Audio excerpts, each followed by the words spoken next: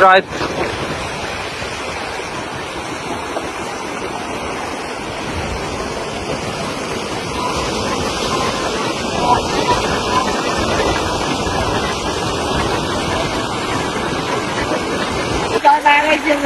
ঘর বাড়ি কিছু নাই,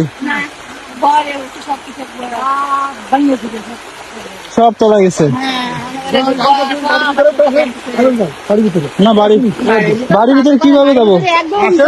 হাঁটুস অনেক পানি। আপনি তো আপেন পরা ভেজবেন আর আমাকে কি ভিজাবেন এগুলো বলেন? না না জল একদম জল বাড়ির ভিতরে দেল সব এই বাড়ি হয়ে এই আছে জান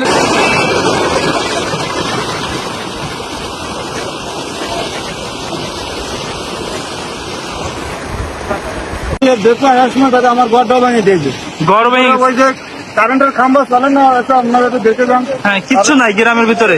গ্রামের ভিতর তো কিছুই না, আমার ঘরটা এর পাশে বুঝলেন, এর পাশে। হ্যাঁ কিছুদিন আগে আমার নদীতে বাড়িতে নিয়ে যেত, তারপরে আমি একটা বাসা করে। এখন এখানে কোনো আশ্রয় কেন্দ্র আছে? তবে এখানে কোনো আশ্রয় কেন্দ্র নাই, আছে একটা কলেজ, সেখানে অত কিছু লোক আছে, আর আমরা সবাই রাস্তায়। হ্যাঁ আর সবাই বাচ্চারা ছোট ছোট বৃদ্ধ মারা এনারা কোথায়? দাদা ইনারা যে কি করতে ওর ভিতরে যে কি করে দেখবো, আমরা তো এখানে কাজে ব্যস্ত দাদা। এখানে প্রায় 1200 মানুষ আপনারা বাঁচছিলেন কিন্তু থাকতেছে না। দাদা 1200 কই, আরো বেশি হবে বলে মনে হয়, আরো দুটো বেকু ছিল দাদা, বেকু বলে তো নাড়ি কাটে হই, তাতে তো কাজ হলো না দাদা। আমরা রাত্রি করেছি, সকালেও করেছি। আমি তো এই মাত্র বাড়িতে এই কাপড় টাপড় পাল্টায় করছি, যে দেখ কি অবস্থা দেখেছি। আজকে তো তার কিছুই নাই দাদা। তখন দাদা আমাদের উপায় কি দাদা, আপনারা তো আমাদের একটা ব্যবস্থা করে দেন। যারা দেখছেন সকলের কাছে অনুরোধ রাখবো, দয়া করে আপনারা লাইভটি শেয়ার করুন এবং এই সমস্ত মানুষ। আমার ঘরটা খেয়েছে তবুও আমি কিছু।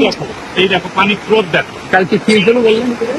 কোন দাদা কালকে আপনি যাচ্ছিলেন তারপর এইখান থেকে যাওয়ার সময় ফাটান ছিল, আমি ফিরাই বলি লোকের যে এই জায়গাটা ফাটান হচ্ছে, কিছু একটু করেন, আপনারা দেখেন।